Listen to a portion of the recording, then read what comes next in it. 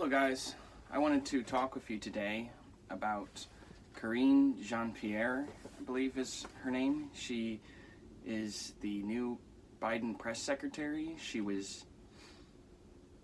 is replacing Jen Psaki, who I believe is moving on to MSNBC as a contributor, and that's a whole other conversation about Jen Psaki's the revolving door between media and the White House and how problematic that can be. But when it comes to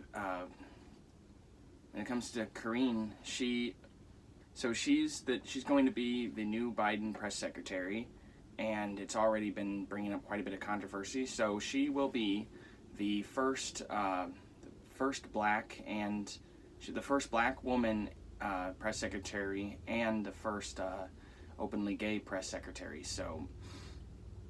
So it's already becoming a very big identity issue. It becomes clear right away why Biden selected her. He has a black woman agenda. That's clear.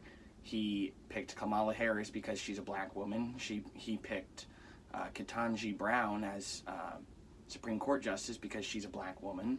And now he's picking this Karine Jean-Pierre as press secretary because she is a black woman, and even better, she's gay. So there's a lot of. So first, I just want to touch on her background. So just a brief cursory look at her background. She clearly comes from a pretty privileged background. She graduated from Kellenberg Memorial High School. This is in Long Island. It's a college prep school. So it's designed to get students into the best possible college. These are for career professional bound, college professional bound people.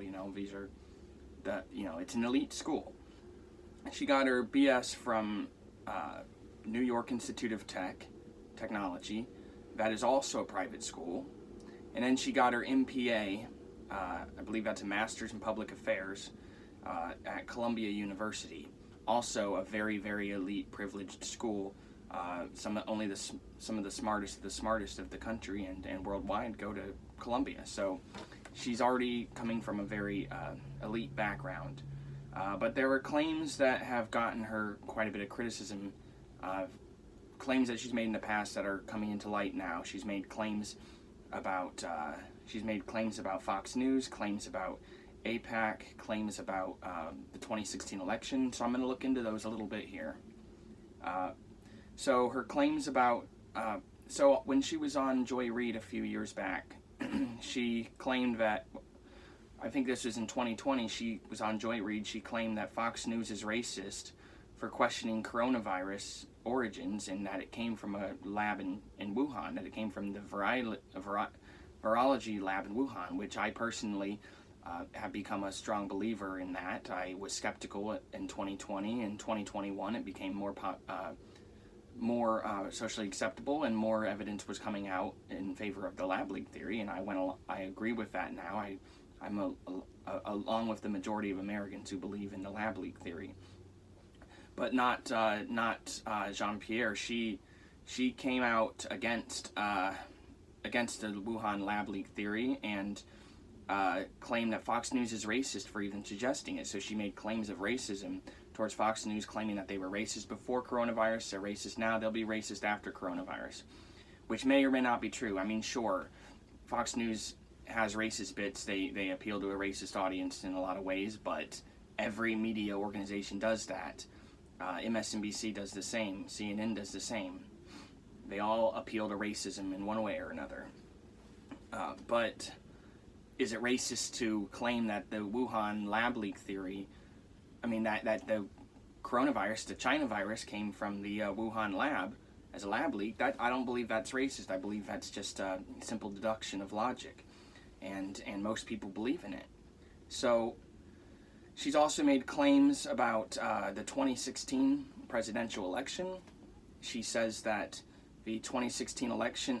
So a quote from her is a quote is, "Stolen emails, stolen drone, stolen election. Welcome to the world of #unprecedented Trump." Apparently Trump had said unprecedented when he meant to say unprecedented, so she was making fun of him. He was by saying unprecedented instead of unprecedented. She said that in 2016, claiming that the election was stolen, that the emails were stolen, those emails which were given to WikiLeaks and then WikiLeaks published, somehow they were stolen. Stolen drone, I don't even know what that means. But anyway, so she's got issues with Trump, clearly. She used to think, at least, that the election in 2016 was stolen. She bought into the Russian propaganda, the Russiagate story, where Russia is the reason why we have Donald Trump. Now, one criticism that she made that I am in agreement with, I'll defend her with this. So she made claims against AIPAC. That's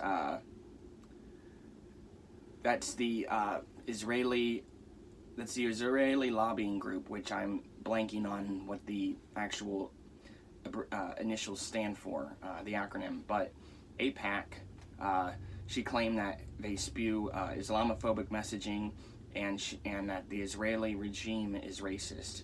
And she's right. The Israeli regime is racist.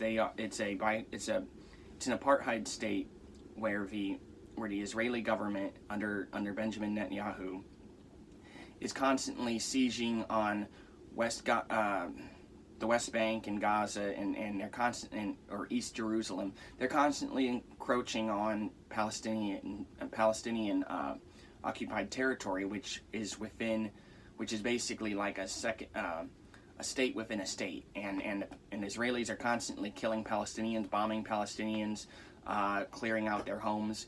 It's a form of genocide.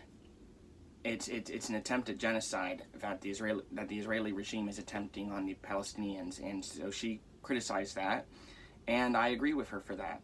Bernie Sanders also claimed that AIPAC is bigoted, and AIPAC has made attack ads against Nina Turner, Ilhan Omar, some lady named Betty McCollum, who were critical of Israel at different times. AIPAC has recently been involved in the Nina Turner races against Chantel Brown in Cleveland. Both this year and last year, AIPAC has had an involvement. So the Israeli lobbying is very strong in this country, and she criticizes that and criticizes the Israeli regime. So I respect her for that. However, the claims that the Wuhan lab leak theory is inherently racist, or that the 2016 election was definitely stolen in favor of Trump by the Russians, that is a bunch of baloney. But so what we have is the first female black, openly gay press secretary who's taking over for Jen Psaki, who is moving on to the private sector, I believe, going to be working for MSNBC. And it's clear that this Jean-Pierre, Karine Jean-Pierre, she's going to be towing the party line with the Democrats pretty clearly, and that I question her judgment when it comes to it should have taken about 5 minutes to get to the bottom of the Russiagate story, and a lot of people like me, but many YouTubers, many celebrities, many politicians were very against the lab leak theory, against the Russiagate theory. So and her claims against the Wuhan lab leak theory, which is supported by most Americans. Two out of every 3 adults believe in it. And so I don't think that she'll be. For one thing, I don't know if she could be any worse than Jen Psaki. Jen Psaki, I believe, was a pretty bad press secretary, but perhaps she will be a little bit better. Hard to say, but it's important for us to keep an eye on whoever is the mouthpiece for the president, whoever is going to be talking to the press the most, especially with a president like Joe Biden, who does very little communication with the press because of his clear mental cognitive decline and his unwillingness and inability to speak in a solicited question and answer kind of way. So it's important to look at who's going to be the mouthpiece for the man who doesn't speak. All right, thank you guys.